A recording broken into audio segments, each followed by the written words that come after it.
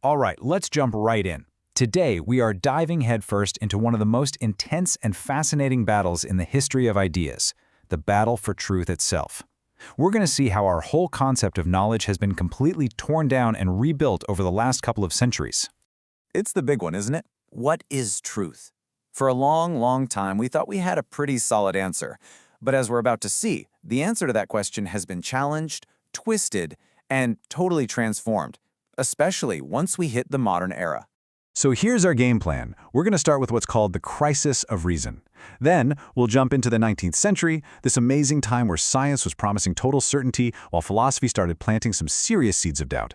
From there, we'll hit the 20th century's deep dive into human experience, see how science itself had a revolution, and then finally we'll see where all of this leaves us today.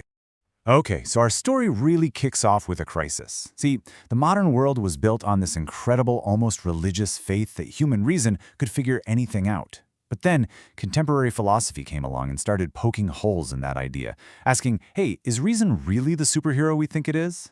You know, the Enlightenment, with thinkers like Immanuel Kant, really put reason up on a pedestal. They showed how powerful it was, but they also hinted at its limits.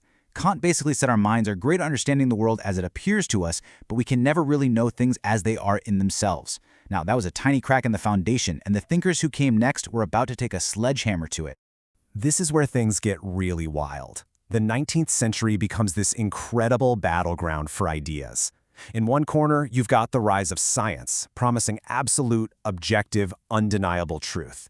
And in the other corner, you have these radical new thinkers who start to just dismantle the very concept of truth. On the side of total certainty, you've got Auguste Comte and positivism. The idea was simple, but really powerful. The only knowledge that's real is scientific knowledge. If you can't see it, measure it, test it, then it's just talk.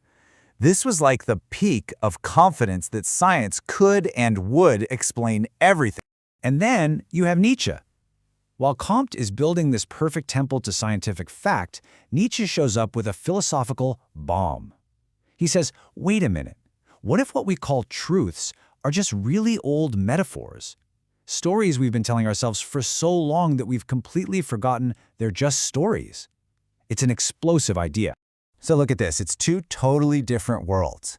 For Comte, truth is something out there that you discover. For Nietzsche, truth is something that is built. This kicks off what we call the hermeneutics of suspicion. It's basically a new rule for thinking. Whenever someone tells you this is the truth, you have to stop and ask, who benefits from this truth? Whose power does it serve? And this idea that truth is tied to power, well, Karl Marx took that and ran with it. For him, the most powerful ideas in a society, what we all think of as just common sense, they're not neutral at all. He called it ideology. It's the whole system of beliefs that makes the current social order seem natural and inevitable, all while serving the interests of the people at the top. And this quote just perfectly nails his whole point. We love to think that our brilliant ideas change the world. Marx just flips that completely upside down. He says, no, it's your material reality, your job, your social class, how you get by day to day. That's what shapes how you think. Life determines consciousness. So Nietzsche and Marx really set the stage for the 20th century. And then, after the absolute horror of 2 world wars, all those old beliefs in progress and reason just looked ridiculous. The world was shattered. So philosophers had to find a completely new place to start, and they found it by looking inward, at raw human experience. One of the key new approaches was phenomenology. And here's the big insight. You can't just have a mind thinking about nothing in a vacuum. Consciousness is always consciousness of something. It's like a flashlight beam. A flashlight isn't just a beam, it has to be shining on something. So knowledge isn't some perfect photo of reality. It's created in that active connection between our minds and the world. Building on this, the existentialist Jean-Paul Sartre made this really radical distinction. He talked about being in itself, which is just a world of objects. A rock is a rock, a table is a table, its identity is fixed. But then there's being for itself, and that's us. That's human consciousness. We're not a fixed thing. We are pure, open, undefined possibility. And all of this leads to Sartre's most powerful, most famous statement, existence precedes essence. Okay, so what in the world does that actually mean? It's actually pretty simple when you break it down. Think about a hammer. Someone designs it with a purpose, to hit nails. Its essence, its purpose, comes before it even exists. But for people, Sartre says, it's the total opposite. We're just thrown into the world first. We just exist. And only then, through every single choice we make, do we create our own essence. We define ourselves.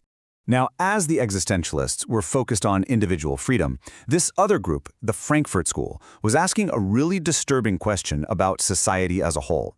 They wondered, how did reason, this great tool from the Enlightenment that was supposed to set us free, how did it become a tool for mass control and domination in the modern world?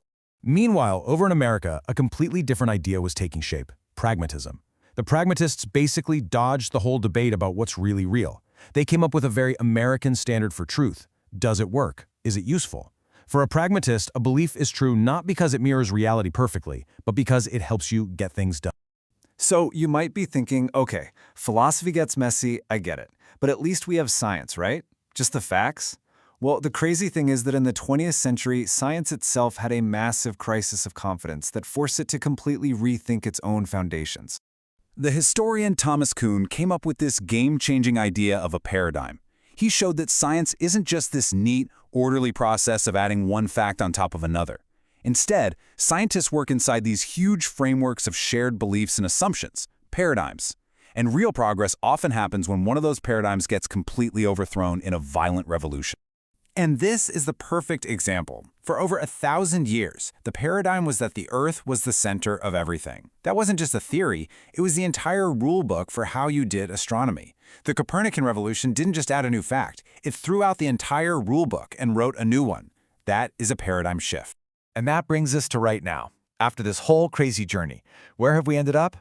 Well, we're living in a time with a whole new set of challenges that are forcing us to rethink what knowledge and truth even mean. I mean, think about it. Artificial intelligence is making us ask what it even means to think. Social media has locked us into echo chambers and created a fire hose of misinformation. And the world's problems are so tangled up now that you can't just be a specialist anymore. You need to pull from all different fields just to get a handle on things. So we end up back where we started, but the question feels a lot heavier now. We went from a world of absolute certainty to one of deep suspicion, from objective facts to personal experience, from simple truths to complex systems. In a world where every algorithm, every ideology, is pushing its own version of the truth, the question isn't just what is truth anymore. It's how do I build one for myself that's responsible and ethical and good? And there are just no easy answers to that one.